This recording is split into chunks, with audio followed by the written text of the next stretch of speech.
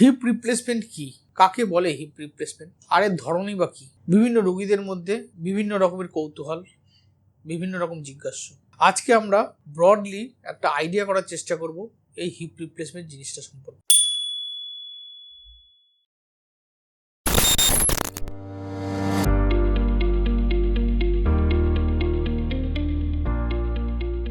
তো মনে করুন এটা একটা বোন মডেল, এটা হচ্ছে হিপ বোন, এটা হচ্ছে পেলভিস বোন, এটা ফিমার, এটা ফিমারের এখানে একটা বল আছে, এই যে সকেটের মধ্যে বলটা ঢুকে আছে এবং এটা নড়ছে, এইটাকে বলা হয় হিপ জয়েন্ট। নাও কোনো জয়েন্টের দুটো সারফেস থাকে, এক্ষেত্রে একটা সকেট আছে আর তার মধ্যে বলটা রোটেট করছে।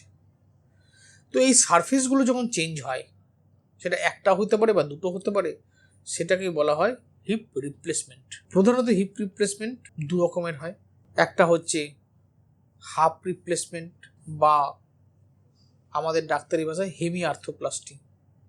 হাফ হিপ রিপ্লেসমেন্ট জিনিসটা কি, মানে যে বলটা, ফিমারের যে মাথাটা, সেটাকে শুধু চেঞ্জ করে দেওয়া হলো, সকেটটা যার মধ্যে বলটা ঘুরছে সেটা ইনট্যাক্টই থাকলো, সেটা প্রাকৃতিকভাবে যেটা আমরা নিয়ে জন্মেছি সেটাই থাকলো, শুধু হেডটাকে চেঞ্জ করে দেওয়া হলো, সেখানে একটা মেটালের প্রস্থেসিস দেওয়া হলো, এইরকম একটা জিনিস লাগিয়ে দেওয়া হলো। কাপটার অরিজিনাল কাপ আছে, তার মধ্যে মেটালের একটা লাগানো হলো, এটা জিনিসটা থাকলো। এটা হচ্ছে হাফ রিপ্লেসমেন্ট, হেমি আর্থোপ্লাস্টি। এটার আবার দুরকম ভাগ আছে, একটা হচ্ছে পুরো জিনিসটা একটা সিঙ্গেল আসবে, যেটাকে মনোপোলার বলা হয়, আজকাল প্রায় ইউজই হয় না।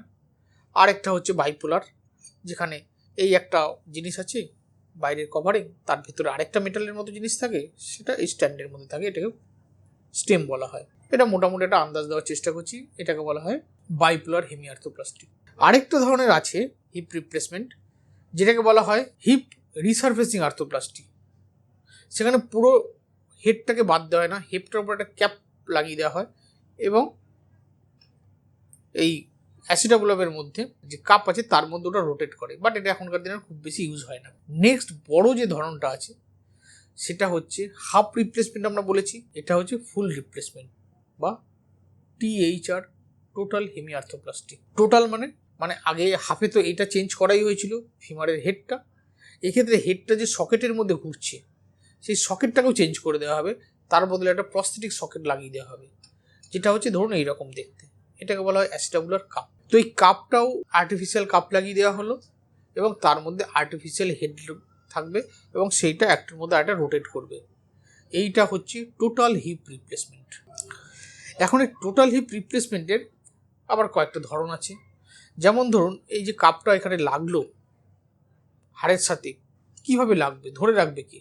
যদি এখানে সিমেন্ট ইউজ করা হয় তাহলে এটাকে বলা হয় সিমেন্টেড টিচার, যেটা বয়স্ক মানুষদের বা খুব দুর্বল হাড়ের ক্ষেত্রে ইউজ হয়। কিন্তু যদি ইয়ং পেশেন্টদের কখনো ইউজ হলো, অন্য কোনো কারণে একটা আর্থ্রাইটিস হয়েছে, এভিএন হয়েছে, একটা ankylosing spondylitis, fixed joint হয়েছে, কিন্তু বোন কোয়ালিটি ভালো, সেক্ষেত্রে আর আলাদা করে সিমেন্ট ব্যবহার না করলেও চলে।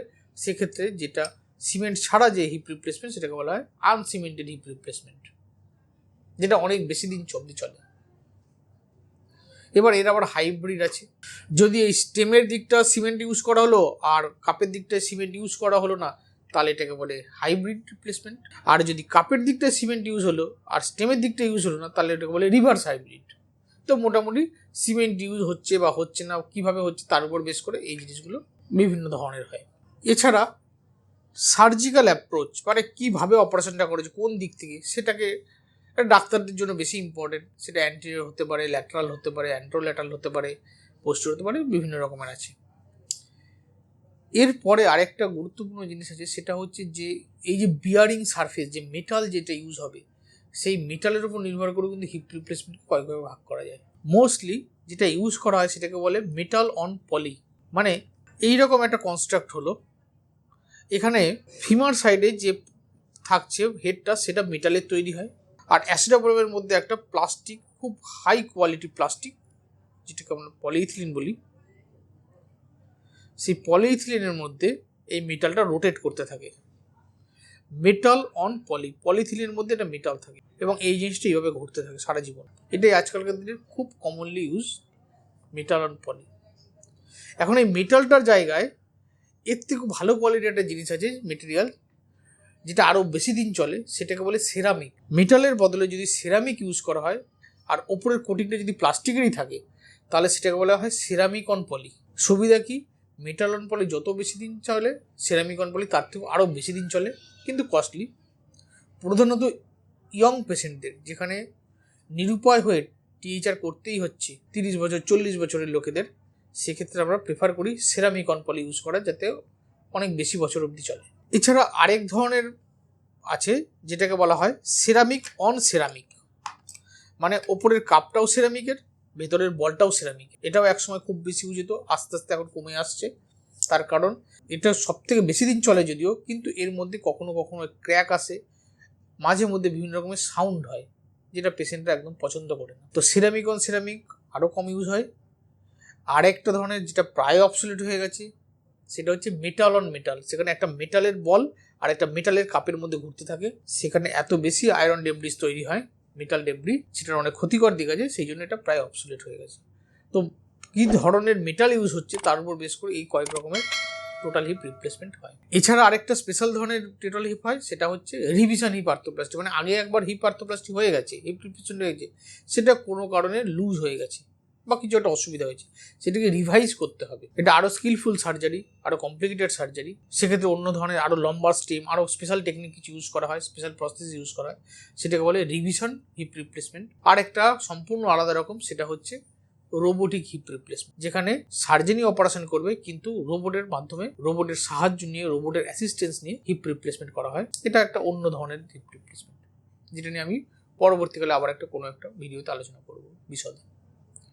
তো মোটামুটি হিপ জিনিসটা কি, হিপ রিপ্লেসমেন্ট কি, কী ধরনের প্রসেস ইউজ হয়, হাফ রিপ্লেসমেন্ট কি, ফুল রিপ্লেসমেন্ট কি, কিছু ডেমো দিয়ে আপনাদের বোঝানোর চেষ্টা করলাম। হয়তো এটাতে আপনাদের যে ধারণাটা কিছুটা ক্লিয়ার হবে। আর কিছু জানার থাকলে আমাকে জানাতে পারেন কমেন্টের মাধ্যমে। নমস্কার।